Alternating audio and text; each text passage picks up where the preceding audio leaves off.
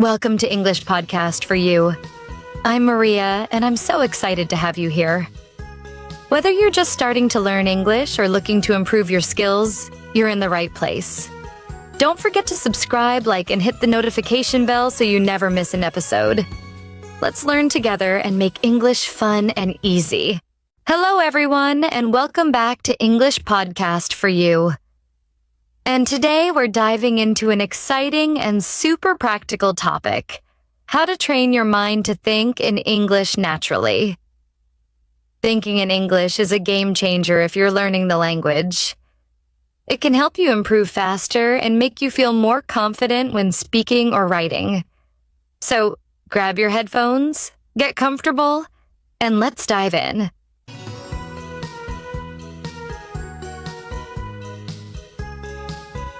All right, let's talk about why this is important. Many English learners say that one of their biggest challenges is translating every sentence from their native language to English. Does that sound familiar? If you're nodding right now, don't worry. You're not alone. Translating can be slow and frustrating. But here's the good news. You can train your brain to think directly in English. English, like any language, is more than just words. It's about ideas, emotions, and culture. By thinking directly in English, you'll communicate more naturally and confidently. Today, I'll share 8 tips to help you make that shift. And guess what? These tips are simple and practical. You can start using them right away. First tip: start with simple words. When you're learning to think in English, don't overwhelm yourself with long sentences or complicated grammar. Instead, focus on everyday words. Begin with simple words and phrases that you use every day. For instance, when you see a chair, think chair in English, not the word in your native language. Let's try this with a few examples. If you see a clock, say, "That's a clock." When you pick up your phone, think, "I'm holding my phone." If you're walking, say to yourself, "I'm walking to the store." You can even label items in your home with sticky notes. Write their names in English and place the notes on them. For example, put a note that says fridge on your refrigerator or door on your door. This constant visual reminder will help you connect English words directly with objects around you. Tip number 2, practice narrating your day in English. This is one of my favorite techniques because it's so effective. As you go about your day, try to describe what you're doing in English. For example, when you wake up, think, "I'm getting out of bed." While brushing your teeth, say to yourself, "I'm brushing my teeth with toothpaste." When cooking, think, "I'm boiling water for tea." At first, your sentences might be simple, and that's okay. The goal is to build the habit of using English for your thoughts. Over time, you can challenge yourself with longer sentences, like, "I'm cooking spaghetti for lunch because I'm craving Italian food." Another powerful technique is to ask yourself questions throughout the day.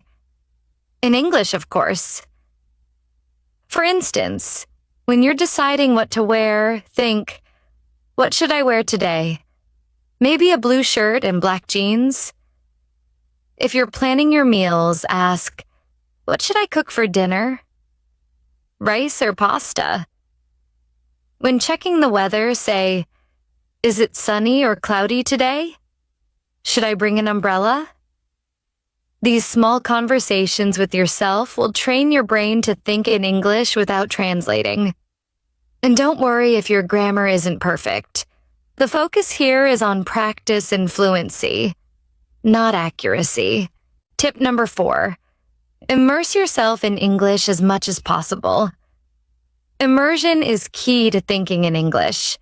This doesn't mean you have to travel to an English-speaking country. You can create an immersive environment wherever you are. Here's how. Change the language settings on your devices. Switch your phone, computer, or social media accounts to English. Listen to English daily. Podcasts, music, and audiobooks are fantastic tools. Choose topics you enjoy, so it feels fun, not like homework. Watch movies and TV shows in English. Start with subtitles in your native language if you need them, but gradually switch to English subtitles or none at all. Read in English. Books, articles, or even social media posts can help you see how sentences are formed. When you're surrounded by English, your brain naturally starts processing the language more quickly and efficiently. To think in English effectively, it's important to familiarize yourself with common phrases and expressions. For example, in English, we often use phrases like, "How are you?" or "What's up?" to greet someone. Understanding these phrases as whole units of meaning rather than translating each word will help you use them more naturally. Let's break down an example. The phrase "break the ice" doesn't mean literally breaking ice, but refers to starting a conversation in a friendly way. Similarly, "hit the books" means to start studying seriously. By learning and practicing phrases like these, you'll find it easier to think and communicate in English without hesitation. The last tip is be patient and consistent. Learning to think in English is a process. It's not going to happen overnight, and that's okay. Be patient with yourself and celebrate small victories. Maybe today you described your morning routine in English. That's progress. Maybe tomorrow you'll think about what to eat in English. Every little step counts. Consistency is key. Try to set aside just 5 to 10 minutes each day to practice thinking in English.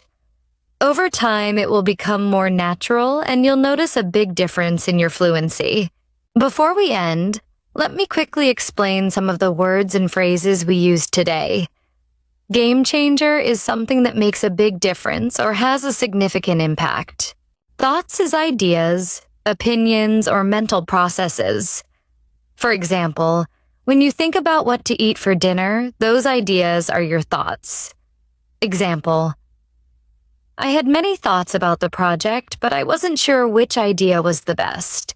Accuracy is the quality of being correct, precise, or free from mistakes.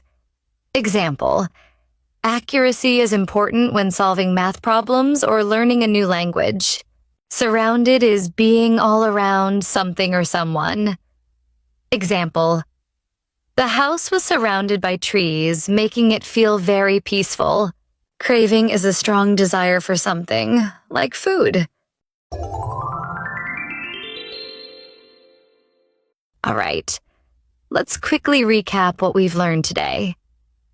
Start with simple words, narrate your day, have small conversations with yourself, immerse yourself in English, and be patient with the process.